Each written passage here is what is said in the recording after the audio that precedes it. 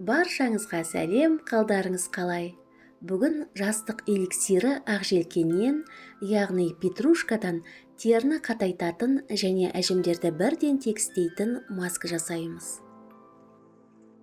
Ол үшін кішкене ақжелкен шоғырын алып, сумен жақсылап шайып аламыз. Ақжелкеннің терінің қартаю процесін бәсеңдетуге көмектесетін антиоксиданттық қасиеттері бар.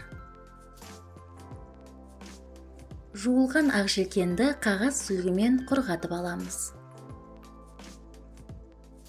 Ақжелкенді майда бөліктерге бөлеміз. Ақжелкен қара дақтарды ағартады және тері түсін жақсартуға көмектеседі.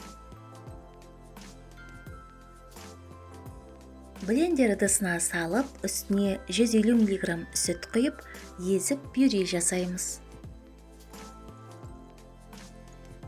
Сүттегі сүт қышқылдары өлі тері жасушаларын кетіруге көмектеседі, теріні тегістеп, жарқыратады. Достар, каналға жазылыңыздар.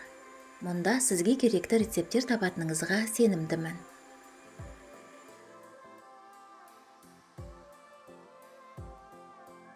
Дайын болған қоспаны електен өткізіп аламыз.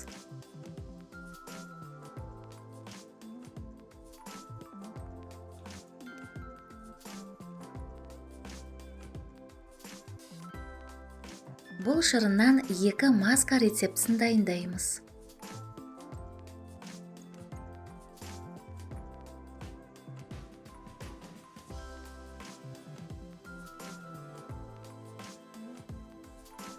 Бірінші рецепті дайындау үшін 4 ас қасық ақжелкен шырыны керек.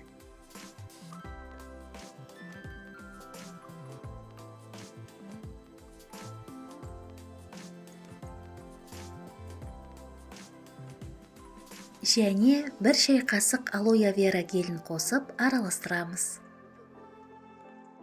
Алоэ гелі терінің қаттылығын жақсартуға және әжімдерді азайтуға көмектесіп, коллаген өндірісін ынталандырады. 7-8 тамшы шай ағашы майын қосамыз. Шай ағашы майы тері тесігін тарылтады және терінің шамадан тыс майлануын азайтады. Дайын болған масканы шыны ыдысқа құйып, тоңазытқышта 1 аптаға дейін сақтай аласыз. Бұл маска терінің қартаю дақтары мен секпелдерден арылтады және әжімдерді азайтады.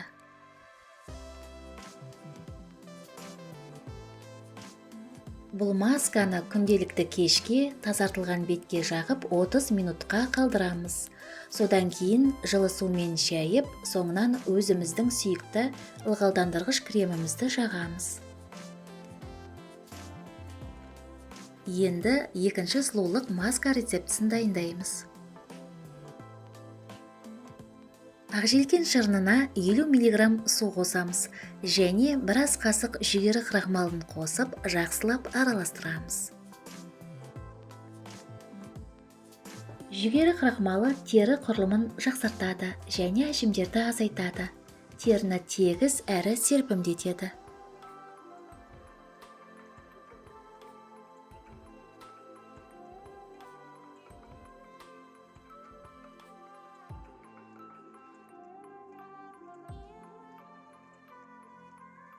Маска негізін ыдысқа құйып, баяу отқа қоямыз.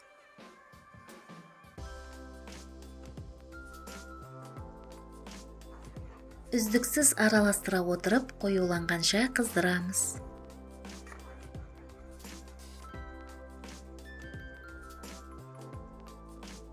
Дайын болған масканы бөлме температурасында суытып, ыдысқа құйып аламыз. Достар, егер мені қолдағыңыз келсе, каналға жазылыңыз, лайк басыңыз, видео рецепттермен достарыңызбен бөлісіңіз, және жаңа рецепттерді жіберіп алмас үшін қоңырауды қосуды ұмытпаңыздар. 1 шай қасық бадам майын қосып араластырамыз. Миндальное масло, қазақша бадам майы теріні нәрлендіруге және ылғалдандыруға көмектесетін А және Е дәрумендеріне бай. Дайын болған масканы шыны ыдысқа құйып тоңазытқышта 7 күнге дейін сақтаймыз.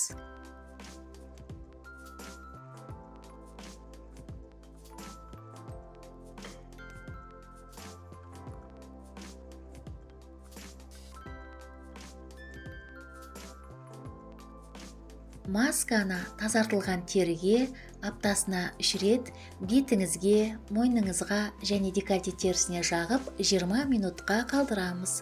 Содан кейін қалған масканы жылы сумен жуамыз.